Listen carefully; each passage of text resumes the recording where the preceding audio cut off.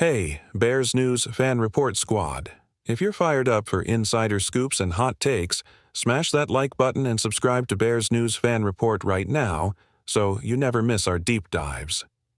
There's been a buzz slicing through the NFC North, like a perfectly executed blitz, and it all centers on one of the NFL's quirkiest controversies, the Tush Push. You know, that sneaky little quarterback sneak that has become Philadelphia's signature move.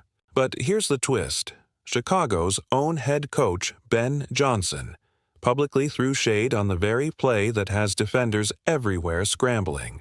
What could drive a coach renowned for his offensive creativity to dismiss a tactic so effective that the Eagles practically wrote the rulebook on it?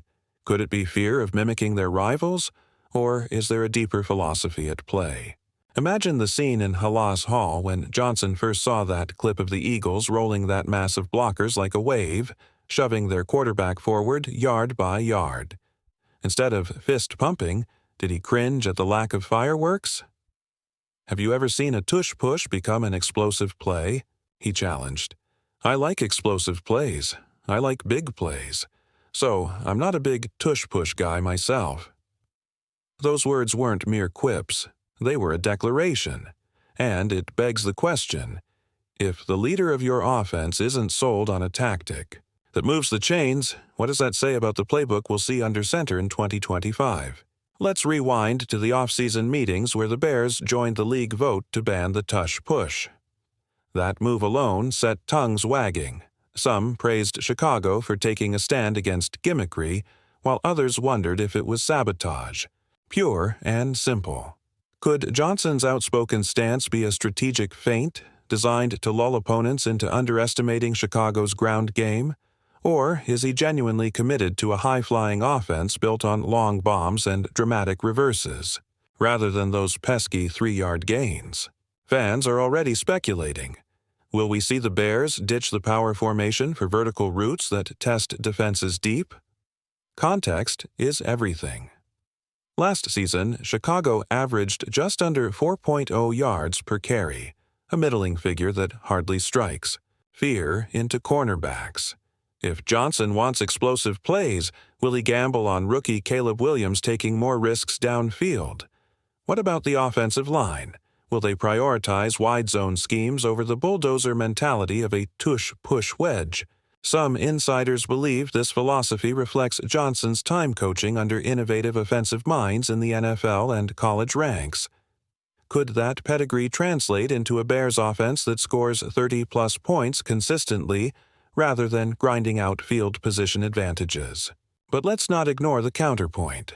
The Tush Push helped propel the Eagles to the top of the league in points per game, and it's a playbook staple for veteran coaches seeking reliability in short yardage situations. If Chicago shuns it, what will fill that gap? Imagine a critical 3rd and short late in a divisional showdown against Green Bay. Will Johnson risk calling a read option rollout or trust his offensive line to carve out enough space for Williams to sneak through? The speculation alone is enough to keep fans on the edge of their seats. Here's another layer. The rivalry factor. Chicago and Philadelphia have crossed paths in the playoffs before, and Bears fans haven't forgotten those tough losses. Is Johnson's dismissal of the Tush Push partly psychological warfare, a shot across the bow to the Eagles signaling, "We're not chasing your style, we're charting our own course"? Or is it a genuine critique, grounded in the belief that true excitement only comes from highlight reel plays that leave you breathless and craving the rewind button? Could Johnson's disdain for those short-yardage grinds be rooted in his desire to craft an identity that dazzles rather than babysits the ball? Stats back up why Johnson might balk. The Tush Push on average gains just 3.2 yards per attempt, solid but hardly earth-shattering. Contrast that with a successful play-action bomb that can yield 40-plus yards in one swing of the bat. If you're a coach preaching big play aggression, why settle for incremental gains when you could aim for the end zone? Yet the risk-reward balance is delicate. Bomb a pass into tight coverage, and suddenly you're staring at an interception return. Is Johnson's bold stance a gamble that he's willing to absorb more risk for the chance at more reward? And let's not forget the fan reaction. On one side, traditionalists are cheering this stand, embracing the spirit of Bears football, gritty, hard-nosed, and unafraid of physical contests. On the other, the modernists are clamoring for fireworks, wanting Williams to unleash his arm, and athleticism like a video game avatar. Could Johnson's comments be the spark that ignites an identity crisis within the fan base itself? Are we about to witness a philosophical tug-of-war in every tweet, every podcast, every pregame huddle? We're only scratching the surface here, and the full reveal of how this philosophy shapes Chicago's offense is still to come. But one thing is clear. Whenever the Bears take the field against the Eagles on Black Friday in Week 13, that Tush Push debate won't just be water cooler chatter, it'll be front and center on the gridiron. Stay tuned. If you haven't already, smash that like button and subscribe to Bears News Fan Report so you're always front and center for our boldest takes. Picking up from our suspenseful lead-in, let's unpack exactly how Coach Ben Johnson's dismissal of the Tush Push could redefine every facet of Chicago's offense in 2025. First off, consider our short yardage strategy. Traditionally, teams lean on power formations, think wedge blocks and quarterback shoves, to convert those crucial 3rd-and-1 scenarios.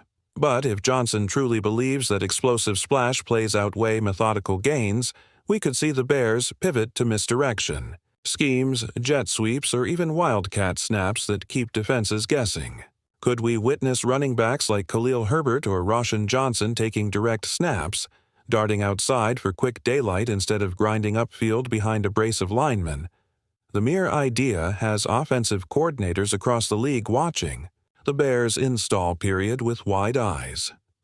Next, transfer your focus to the mindset of rookie quarterback Caleb Williams.